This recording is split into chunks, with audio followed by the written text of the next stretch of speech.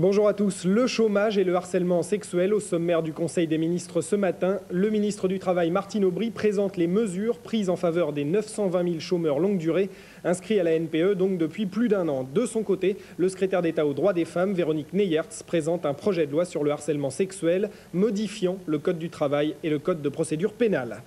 Oui à une révision de la Constitution avant de ratifier le traité de Maastricht. C'est l'opinion de Jacques Chirac qui affirme que le traité ne lui fait pas peur. Côté anti-Maastricht, Georges Marchais juge le traité totalement inacceptable et il le fait savoir dans sa première interview jamais accordée au Figaro.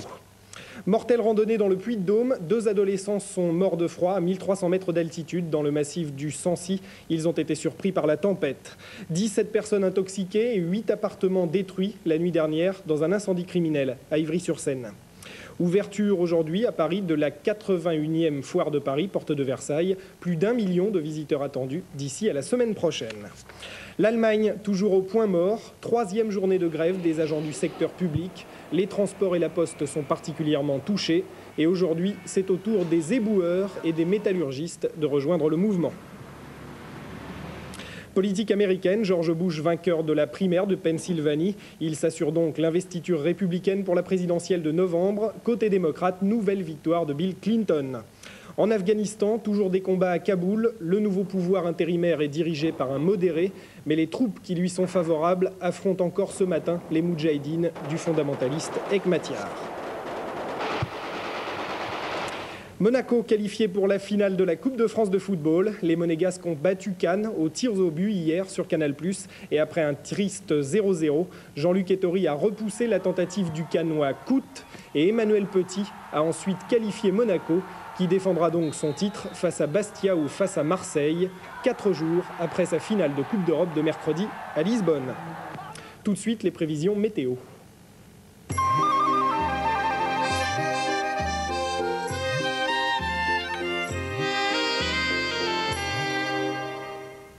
Un temps un peu plus sec qu'hier, tout juste quelques averses sur les Alpes et sur la Corse.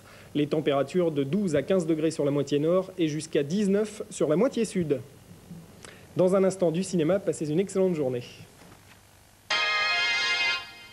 Les gens m'appellent, des jeunes, il y en a même. Maïwenn, partenaire de Johnny Hallyday dans La Gamine. Bonjour, vous pouvez me retrouver mercredi à 20h30 sur Canal+, en clair, avec Michel Denisot pour le journal du cinéma. Voilà, ça sera ma première télé. Il réveille, il secoue, il remue. C'est un dimanche.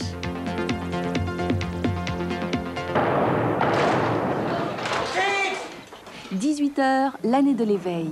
Enfant de troupe élevé au clairon, c'est pas drôle, mais ça forme le caractère. En un an, on apprend et on s'arme pour toute une vie. Gauche-droite, gauche-droite. Je m'appelle Léna. 20h30, c'est Laure et Lula. Décalé, survolté, halluciné, c'est l'Amérique de David Lynch palmé à Cannes. 22h35, l'équipe du dimanche.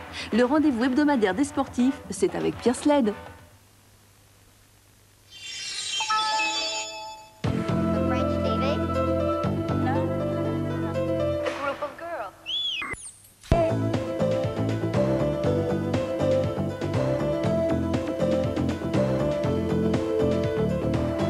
Si vous êtes une fille très jolie, même sublime, âgée d'au moins 15 ans, au plus 22 ans, que vous dépassez les 1m75 aisément et que vous décidez enfin d'être une créature de rêve, alors c'est maintenant le concours mannequin.